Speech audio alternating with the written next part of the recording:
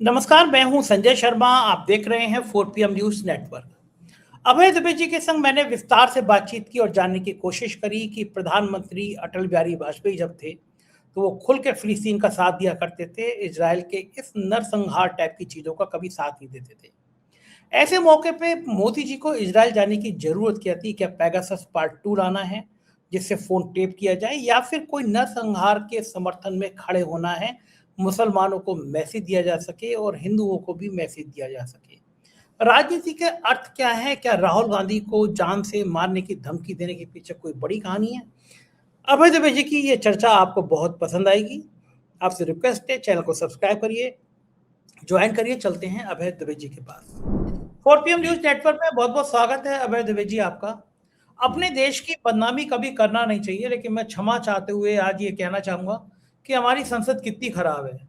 कभी प्रधानमंत्री को महिला सांसद दांत से काटने के लिए दौड़ पड़ती हैं, कभी उन पर हमला करने की रणनीति बनती है।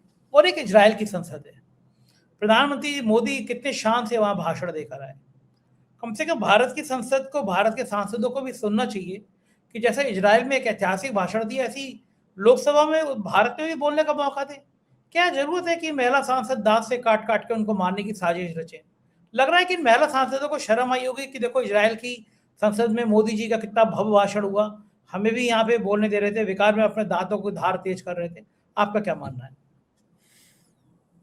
जी भारत में तो ये था कि ओम बिरला ने आरोप लगाया और भाजपा की तरफ से दूसरे लोगों ने भी आरोप लगाया कि महिला सांसद वहां पर मोदी जी की कुर्सी के पास जमा हो गए थे और डर ये पैदा हो गया था कि वो अपनी चूड़ियों से हमला करेंगे, उससे मोदी जी कांच से घायल हो जाएं, फिर दांत से उनको काट लेंगे वगैरह वगैरह, मोदी जी को शारीरिक क्षति हो सकती थी।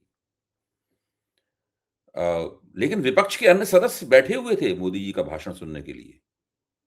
ऐसी बात नहीं कि विपक्ष ने उनका बायकॉट किया हो। वो महिला सांसद भी भले ही मोदी जी की कुर्सी के पास जमा हो गई हों, लेकिन वो भाषण तो उनका सुनती ही। तो भाषण सुनने से भारत के विपक्ष को मोदी जी का कोई ऐतराज नहीं था। लेकिन इजराइल की संसद में जहां मोदी जी ने भाषण दिया, वहां के विपक्ष ने मोदी जी का भाषण सुनने से इनकार कर दिया। वो विपक्ष का बायकॉट विपक्ष ने उनके भाषण का बायकॉट किया। जो इजराइल के विपक्षी नेता हैं यायार लैपिड, उन्होंने पहले ही कह दिया था कि अगर नरेंद्र मोदी को का वहां पर संयुक्त भाषण होगा प्रधानमंत्री नेतन्याहू के साथ में, तो हम उसका बायकॉट कर देंगे। पहले ही उन्होंने ऐलान कर दिया था और मोदी जी को इजराइल जाने से पहले पता था कि ये बायकॉट हमारा होगा। ऐसी बात नहीं, उनका ऐलान पहले था। हमारे मीडिया में इस प्रकार की चर्चा चल रही थी। वो कह रहे थे कि वहां की जो नेतन्याहू का जो की खिलाफ जो वहां राजनीति है इजराइल में, और इजराइल में नेतन्याहू से विपक्ष भी बहुत नाराज है और वहां की जनता भी बहुत नाराज है। नेतन्याहू ने अपने खिलाफ जो एंटी इनकम्बेंसी है, उस एंटी इनकम्बेंसी से निजात पाने के लिए भी गाजा पट्टी में ज्यादा अत्याचार किए, क्योंकि लगता है कि जितना वो वहां पर नरसंहार करेंगे उतना ही वो उनकी सरकार बची रहेगी। तो ये भी एक मामला है। और हमें ये भी ध्यान रखना चाहिए कि पिछली बार 2017 या 18 में जब नरेंद्र मोदी वहां पर गए थे, तब नरेंद्र मोदी पर ये उसके वो आरोप अब लग रहा है कि उनको एप्स्टीन ने सलाह दी थी कि वहां पे वो डांस वांस करके आए। तो और उसके तमाम सारे मीम सोशल मीडिया पे बिखरे हुए हैं, पता नहीं उन्होंने डांस किया कि नहीं किया। लेकिन एप्स्टीन की सलाह जो थी, वो तो भारत में जिन जिनको एप्स्टीन ने सलाह दी, उन लोगों ने कभी मना तो किया नहीं कि हम आपकी सलाह नहीं मांगेंगे। हरदीप पुरी ने कभी मना नहीं किया, अनिल अंबानी ने भी कभी मना नहीं किया। और इन लोगों के जरिए मोदी जी तक अगर सलाह पहुंची होगी, तो सलाह का पालन किया ही गया होगा, मैं ये मान के चलता हूं। तो नरेंद्र मोदी, भारत के विपक्ष से ही उनका 36 का आंकड़ा नहीं है, बल्कि इजराइल के विपक्ष से भी उनका 36 का आंकड़ा नरेंद्र मोदी का बन गया है। अब ये एक अजीब तरह का दुर्भाग्य है हमारे प्रधानमंत्री का, वो जहां भी जाते हैं, विपक्ष होता है, वो उनको नापसंद करता हुआ दिखाई पड़ता है। ऐसा क्यों है? अपोजिशन की आंखों के तारे वो नहीं बन पाते। वो केवल जो वहां पर सत्ताधारी होते हैं, उन्हीं के साथ गले मिलते रहते हैं, उन्हीं के साथ गलवैयां डाले रहते हैं। इसके अलावा उस देश का जो पूरा डेमोक्रेटिक अपोजिशन है, उस डेमोक्रेटिक अपोजिशन से मोदी जी की नहीं बनती। और देखिए, इजराइल वाला मामला जो है ना, वो कुछ खास तौर से विचारणीय मामला है। इस वक्त वो नेतन्याहू के साथ गले मिल रहे थे और यहाँ के अखबारों में तस्वीर छप रही थी, उस वक्त जो अंतर्राष्ट्रीय अपराध न्यायालय है, आईसीसी जो है, उसने नेतन्याहू के खिलाफ गाजा पट्टी पर नरसंहार के मानवाधिकार विरोधी अपराध में वारंट निकाल रखा है। हो सकता है आगे कुछ दिनों में अगर अमेरिका ने नेतन्याहू को उससे नहीं बचाया तो हो सकता है कि वो अंतर्राष्ट्रीय अपराध न्यायालय के कटघरे में नेतन्याहू खड़े हुए दिखाई दें। वेस्ट बैंक की जो इजराइल की नीति है, इजराइल ने इस तरह वहां अत्याचार किए हैं, 85 देशों ने जिन्होंने उस इजराइल की निंदा की है, उस भारत ने उस ग्रुप में शामिल होने से इनकार कर दिया है। तो ये स्थिति है। अच्छा, दूसरे ये भी ना समझ में, हमने आज भारत के एक पूर्व विदेश मंत्री से बातचीत की और कुछ और विशेषज्ञों से जो पश्चिम एशिया के विशेषज्ञ हैं उनसे बातचीत की, तो वो सब एक ही सवाल पूछ रहे हैं कि भाई नरेंद्र मोदी इजराइल क्यों गए, क्या वजह थी, कौन सा ऐसा मुद्दा था जिसके लिए अचानक उन्हें इजराइल जाना पड़ा। भाई जब किसी देश का प्रधानमंत्री या विदेश मंत्री विदेश यात्रा पे जाता है तो उसका कोई तर्क होता है ना, कोई दलील होती है उसकी, क्यों गए वहां पे वो, उससे भारत को क्या हासिल होगा, इजराइल के पास ऐसा क्या है जो भारत प्राप्त कर लेगा और उससे भारत को बहुत फायदा होगा। भाई मोदी जी जब विदेश यात्राओं पर जाते हैं तो उसकी 2-3 वजह होती हैं। एक वजह तो होती है जो हमें बाद में मालूम पड़ती है कि वहां पे गौतम अदानी को कोई वो मिल सकता है, बड़ा कॉन्ट्रैक्ट मिल सकता है या कोई बड़ा उनको काम मिल सकता है गौतम अदानी को, गौतम अदानी के बिजनेस का वहां पर प्रसार हो सकता है, मोदी जी के आने के बाद अचानक वहां पर मिल जाता है। ये पूरी एक कहानी है लंबी, इसको हम लोग कई बार मीडिया पे सुन चुके हैं और सुना चुके हैं, दोहराने की जरूरत नहीं है। अभी तक इजराइल में गौतम अडानी को क्या मिलने वाला है इसका कोई खबर नहीं आई, तो मुझे लगता है ये भी कोई इस बार शायद ये मामला नहीं है। फिर क्या भारत की किसी कंपनी को या भारत सरकार को इजराइल के साथ कोई लंबा चौड़ा समझौता करना है, इसकी भी कोई कहानी नहीं आई अभी तक, कुछ भी नहीं हुआ। तो फिर तर्क क्या है, वो क्यों गए वहां पर, या क्या वो इजराइल का समर्थन करने गए कि आपने गाजा पट्टी में नरसंहार किया है, हम उसके साथ हैं, हम पक्ष में इसी तरह का नरसंहार कीजिए। मुसलमानों को मैसेज चला गया ना, मुसलमानों को मैसेज गया कि मुसलमानों को मैसेज चला गया है, कट्टर हिंदुओं को मैसेज चला गया। हाँ, आप कह सकते हैं कि ऐसा मैसेज चला गया है।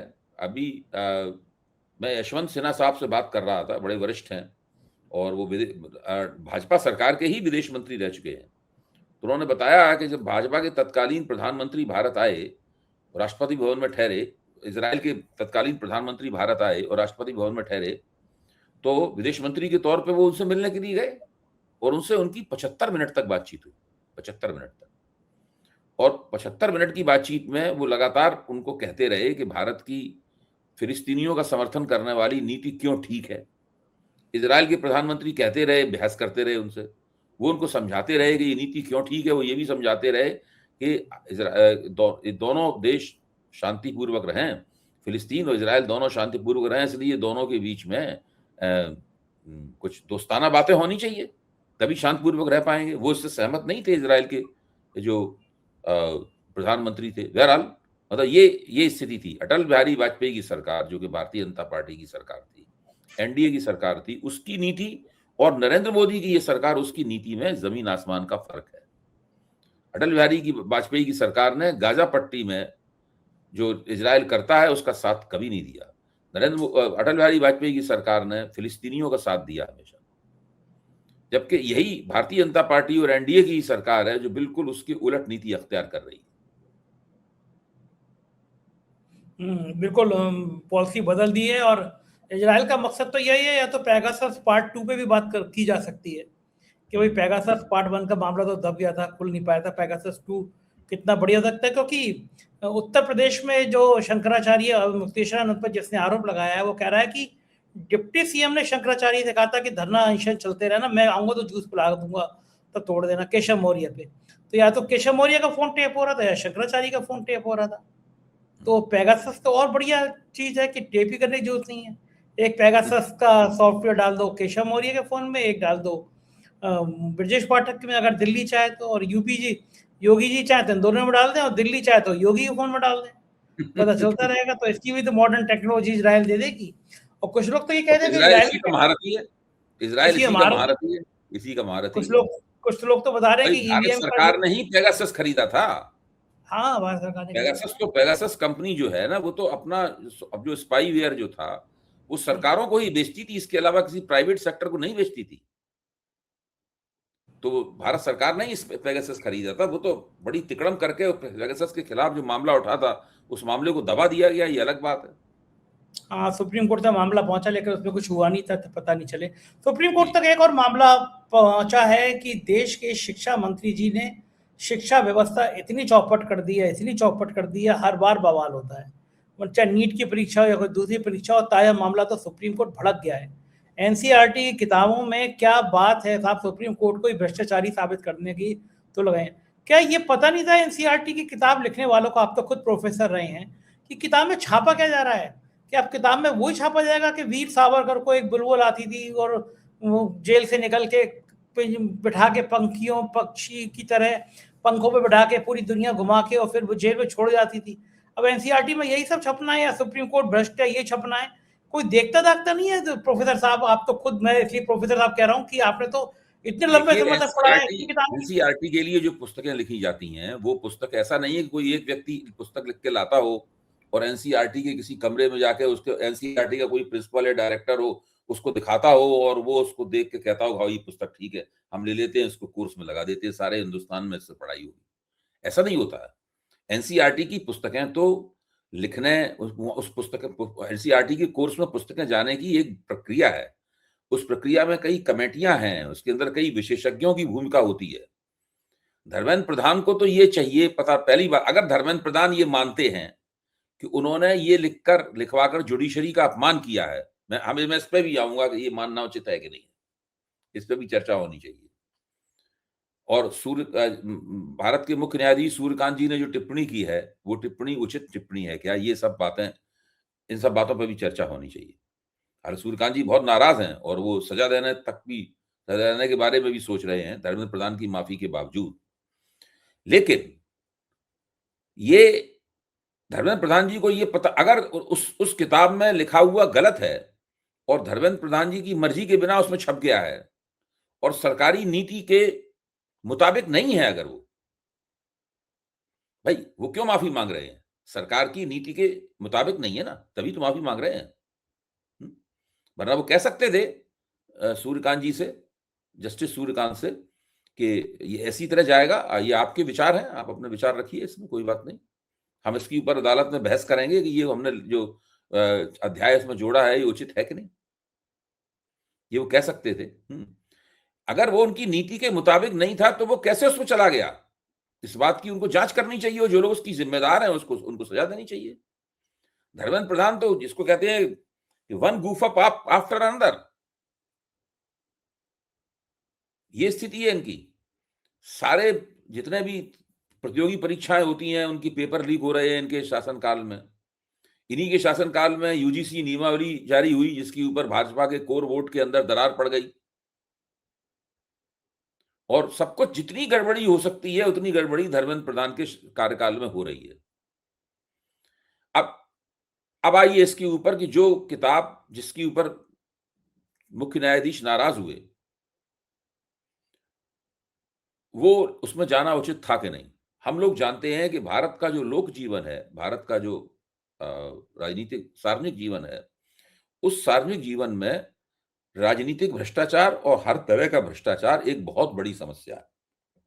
इसके खिलाफ एक राजनीतिक आंदोलन हो चुका है, उस आंदोलन के कारण ही भारतीय जनता पार्टी सत्ता में आई है और नरेंद्र मोदी प्रधानमंत्री बने हैं और धर्मेंद्र प्रधान आज शिक्षा मंत्री बने बैठे हुए हैं, तो उसी आंदोलन के कारण बने बैठे हुए हैं। और वो भ्रष्टाचार आज तक खत्म नहीं हुआ, ये भी सब लोग जानते हैं। उस भ्रष्टाचार को सरकारी रूप देने की भी हथकंडे अपनाए जाते हैं। जैसे वो क्या था, इलेक्टोरल बॉन्ड क्या थे, भ्रष्टाचार, राजनीतिक भ्रष्टाचार को सरकारी रूप दे दिया जाए, यही था उसमें। अब इलेक्टोरल ट्रस्ट की जरिए वो भ्रष्टाचार किया जा रहा है, हम सब लोग जानते हैं। अब उस भ्रष्टाचार को आप ये नहीं कह सकते, एक ऐसा भ्रष्टाचार जिसको भ्रष्टाचार नहीं कह सकते आप, इस तरह का एक जादू भरा भ्रष्टाचार हो रहा है। सब जगह भ्रष्टाचार है। जब लोग निचली अदालतों में जाते हैं तो निचली अदालतों में हर पल वहां पर हमारी आंख के सामने खुल के रिश्वत ली जाती है। आप सिंचाई विभाग में चाहिए, वहां पर रिश्वत खुल के नहीं ली जाती है, वहां रिश्वत मेज के नीचे ली जाती है। मतलब एक्टिंग ये की जाती है, कोई जानता नहीं है रिश्वत ली जा रही है, जबकि अदालत में रिश्वत खुलकर मेज के ऊपर ली जाती है। उन्हें इस बात का कोई संकोच नहीं है कि कोई देख लेगा, कोई क्या कह देगा। और सब लोग रिश्वत देते हैं। मैंने भी दी है पेशकार को रिश्वत। जब मैं इटावा में पत्रकार सीख रहा था और अपने अखबार का मेरे पिताजी ने मुझे संपादक बना दिया था, तो जो मानहानि के मुकदमे होते थे उनकी तारीखें होती थी, तो वहां पे उसको पेशकार को रिश्वत दी जाती थी। सब सारे अदालतों में दी जाती थी। तो ये सब जो मतलब भ्रष्टाचार बिल्कुल जमीन से लेकर और ऊपर तक भ्रष्टाचार विद्यमान है। बड़े पैमाने पर करप्शन चल रहा है। अभी जो जस्टिस वर्मा थे, यानी हमने रिश्वत लेते वहां देखी है, और जस्टिस वर्मा के घर में जले हुए नोटों की बोरियां देखी हैं। अब क्या रह गया बीच में? कुछ रह गया बीच में? क्या जुडिशरी का कोई ऐसा हिस्सा है बीच में जादू भरा, जहां पर कोई पतित पावनी गंगा बह रही है और कोई भ्रष्टाचार नहीं है? वहां पर हर जगह भ्रष्टाचार है। किसी इंसाफ का कोई पैटर्न नहीं है। जिस समस्या को, जिस मुकदमे को वो चाहते हैं उस तुरंत सुन लेते हैं, चाहे भले वो हाई कोर्ट के जरिए आया हो ना आया हो। और जिस मुकदमे में कहने लगते हैं कि आप हाई कोर्ट जाइए। ऐसा लगता है कि पूरी जुडिशरी जो है वो सरकार जो कहती है उससे पूछ पूछ के सरकार से सारा काम जुडिशरी में होता। सरकार के प्रभाव से बिल्कुल मुक्त नहीं है। तो इस तरह की तो हालत है यहाँ पे। और उसके ऊपर अगर पाठ्य पुस्तक में ये जा रहा था कि जुडिशरी में भ्रष्टाचार, भाई दो बातें थी। एक तो मुकदमे लटके हुए हैं, करोड़ों लाखों करोड़ों मुकदमे लटके हुए हैं। दूसरी बात ये कि करप्शन है। दोनों ही बातें अपने आप में सच्चाई है। ये तो एक शुतुरमुर्गी आदत हो गई कि सच्चाई से हम आंखें बंद कर लेंगे, क्योंकि सच्चाई अगर बताई जाएगी तो हमारी बदनामी होगी, हमारी प्रतिष्ठा में क्षय होगा। ठीक बात है, बड़ा संवेदनशील मामला है। उधर राजनीति में बड़ा मजेदार शब्दों का इस्तेमाल हो रहा है। संजय जी, इसमें संवेदनशील क्या है? कौन सी चीज संवेदनशील है इसमें? अगर ये संवेदनशील होता तो निचली अदालतों में, सेशंस कोर्ट तक, जिला जज के अदालतों तक पेशकार लोग खुल के रिश्वत नहीं लेते। उसी रिश्वत से जज साहब की पूरी चाय पान वगैरह, दिन भर का खान पान सब उसी रिश्वत से पैसे से होता है। बाकी सारा पैसा खुल के अदालतों में बंटता है। वहां जो पुलिस वाले तैनात होते हैं उनको भी हिस्सा मिलता है उसके अंदर। देखा है हमने भी देखा है ये। कितने बार देखा होगा?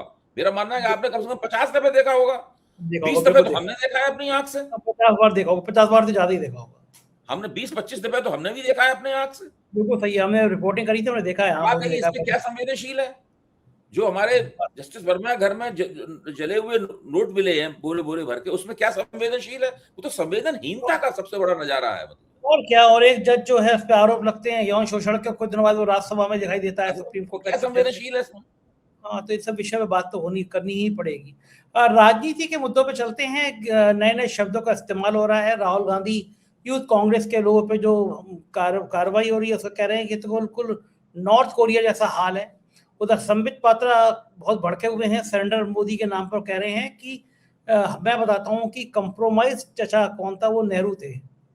तो वो कंप्रोमाइज थी, तो उनको तो हर चीज में नेहरू के बिना इस देश की सारी समस्याओं की जड़ नेहरू है। ये जो शब्दावली निकाल के ला रहे हैं नॉर्थ कोरिया जैसे तानाशाह, इधर ला रहे हैं कि नेहरू को लेके, ये लड़ाइयां कहां तक रुकेंगी और दोनों के तर्कों में कितना दम है?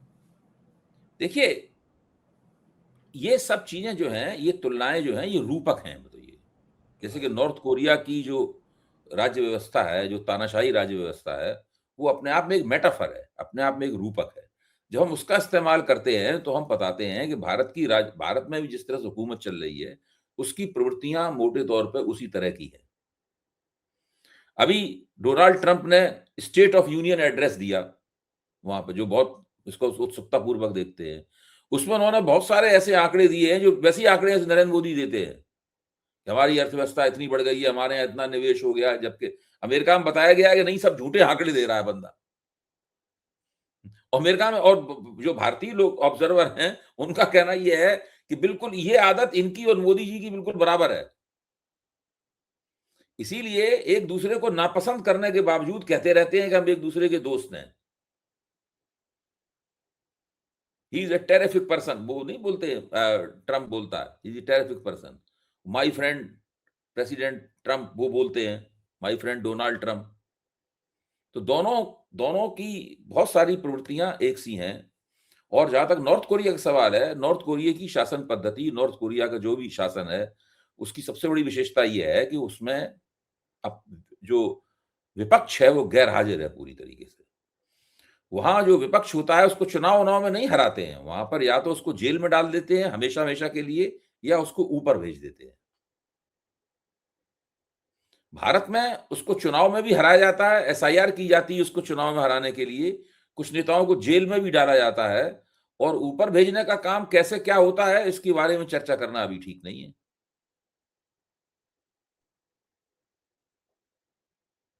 होता तो वही है, सारा ऊपर भेजने का काम भी होता तो वही है। भाई अब सवाल वो इस बात का सबूत है, सबूत हो ना हो, लेकिन आप ये बताइए, जिस व्यक्ति की तस्वीर ओम बिरला के साथ में हर कोई देख सकता है, वो व्यक्ति ये कह रहा है कि हम राहुल गांधी को गोली मार देंगे। ठीक बात है ओम बिरला ने उसकी निंदा की ना। है? उसकी संसदीय कार्य मंत्री किरण रिजिजू ने निंदा की, भाजपा के किसी प्रवक्ता ने उसकी निंदा की।